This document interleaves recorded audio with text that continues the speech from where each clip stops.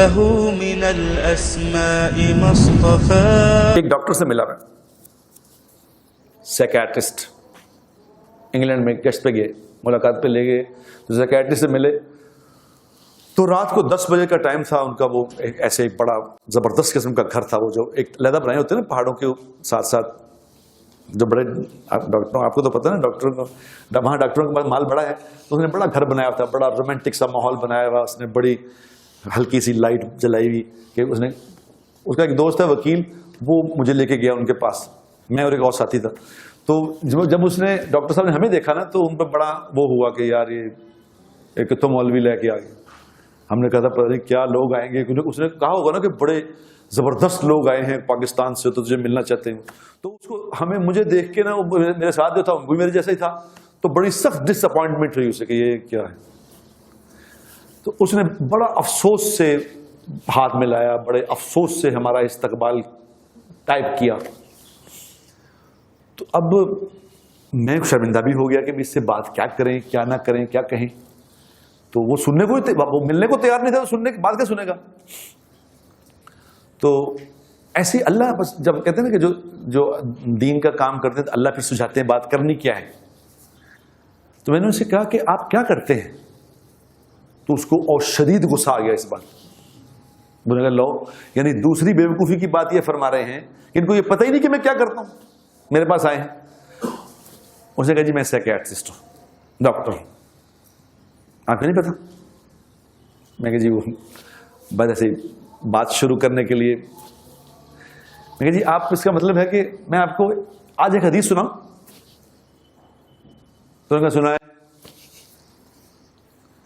میں کہا جی ہمارے نبی پاک صلی اللہ علیہ وسلم نے ارشاد فرمایا ہے جس کا مفہوم یہ ہے کہ جو بکریاں پالے گا اس کے اندر مسکنت آئے گی، جو اونٹ پالے گا اس کے اندر کینہ آئے گا، کینہ، اور جو گھوڑے پالے گا اس کے اندر تکبر آئے گا. یعنی اس نے کہا کیا مطلب اس بات کا؟ میں نے کہا اس کا مطلب یہ ہے کہ جانوروں کے اثرات انسانوں پہ آتے ہیں، جیسے وہ جانور رکھے گا ویسے ہی اس کے اوپر اثرات ہوں گے. بکری مسکین جانور ہے، مسکین ہے، اتنی مسکین ہے کہ ایک دفعہ موسیٰ علیہ الصلوۃ والسلام بکریاں چرایا کرتے تھے. اور یہ مزے کی بات آپ کو بتاؤں کہ اللہ نے ہر نبی سے بکریاں چروائی ہیں. ہر نبی، ہمارے آقا جناب رسول اللہ صلی اللہ علیہ وسلم نے بھی بکریاں چرائی ہیں، کیونکہ بکری مسکین جانور ہے. بکری ایسا جانور ہے تو بکری مسکین ہوتی ہے، مار نہیں سکتے، مارے تو ٹانگ ٹوٹ جاتی ہے، ضائع ہو جاتی ہے.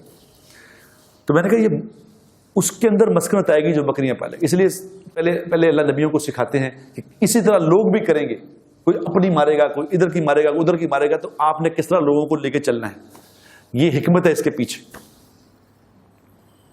تو میں نے کہا وہ اس کے اندر مسکنت ہوگی. جو اونٹ ہے یہ کینہ رکھتا ہے دل میں. آج آپ نے اونٹ کو مارا ہے تو یہ دل میں رکھ لے گا، کبھی 20 سال بعد بھی اگر آپ اس کے قریب آئے تو آپ کی گردن پکڑ کے چھوڑے گا نہیں، مار دے گا. کتنا کینہ رکھتا دل میں. آپ نے فرمایا جو اونٹ پالے گا کینہ ہوگا اس کے اندر. تو گھوڑا تو آپ کو پتا ہے گھوڑا ویسی جانور ایسا ہے کہ آج کی سمجھ لو جس کے پاس V8 ہے یا 500 SEL ہے، اس کے اندر بیٹھ رہے. وہ میرا ایک دوست اس کے پاس 500 SEL اس نے رکھی تھی، تو میں اس کے اندر بیٹھا ہی تو میں نے کہا وہ یہ کہتا کیا ہوا؟ میں نے کہا یار بیٹھتے ہی مجھے کچھ ہوا ہے. تو روز بیٹھتا تجھے کیا ہوتا ہے؟ یعنی اس کے اندر بیٹھتے ہی کچھ ہوتا ہے کہ یہ کچھ چیز ہے. تو اس کے اندر تکبر تو آنا. تو میں نے کہا جی آپ ڈاکٹر صاحب، میں نے آپ کو یہ حدیث لیے سنائی کہ آپ ساری زندگی سے پاگلوں میں رہتے ہیں، آپ کا اپنے بارے میں کیا خیال ہے؟ تو میں نے کہا یا تو مجھے کہے گا کہ دفع ہو جائے یہاں سے، تو یا بات ہنسی میں شروع ہوئی.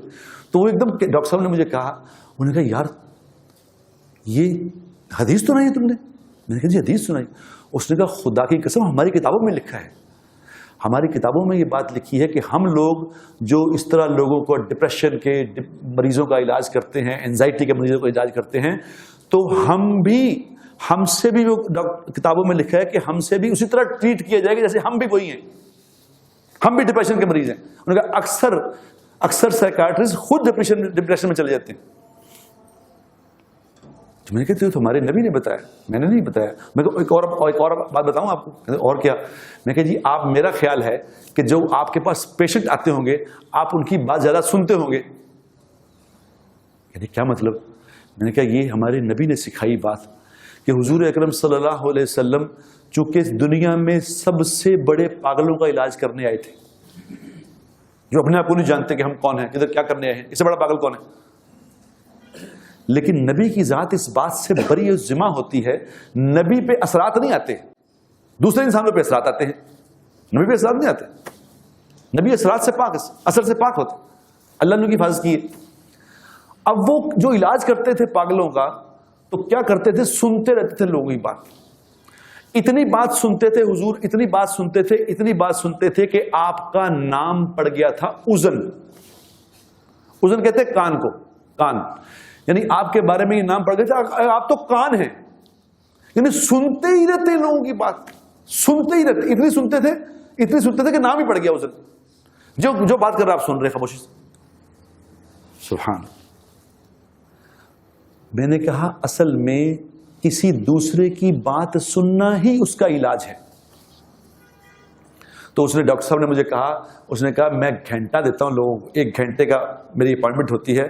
مجھے کہا یقین کرو 1 گھنٹے میں سے 55 منٹ میں لوگوں کی سنتا ہوں. تو مجھے کہنے لگا کہ جب تم آئے تھے نا, جب تم لوگ آئے تھے, سچی بات بتاؤں کہ مجھے تم لوگوں کو دیکھ کے بہت غصہ آیا تھا کہ یہ کیوں میرے پاس کیوں آئے ہیں.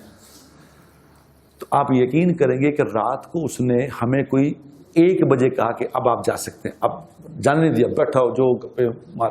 پھر الحمدللہ ہم نے کہا ہماری مستورات کی جماعت ہے, تو وہ اگلے دن اس نے کہا میں آپ کے, اگلے دن اپنی بیوی کو لے کے 24 گھنٹے گزارنے ہمارے ساتھ آ گئے. انہوں نے کہا پہلی دفعہ میں کسی کے پاس ہے. اتنا متاثر ہو گیا کہ یار یہ اللہ کے نبی کی ایسی باتیں تم نے بتائی ہیں. میں نے کہا یہ کہے گا نماز پڑھو جی, یہ کرو جی, وہ کرو. تو یہ تو تم نے تو زندگی, میں نے نہیں بیان کی, یہ میرے نبی نے بیان کی. تو میرے دوستو, ہمارے نبی نے تو, اللہ نے اور اللہ کے رسول نے تو ہمیں پوری زندگی عطا فرمائی ہے, پوری زندگی بتائی ہے. لیکن اگر ہم اس کو سیکھیں ہی نہ, اس کے بارے میں جانیں ہی نہ, تو کس کا قصور ہے؟ میسج ٹی وی کی نشریات دیکھنے کے لیے اپنے کیبل آپریٹر سے کہہ کر میسج ٹی وی کو اپنی کیبل پر چلوائیں یا satellite dish per tune in کریں. آپ کا اپنا میسج ٹی وی.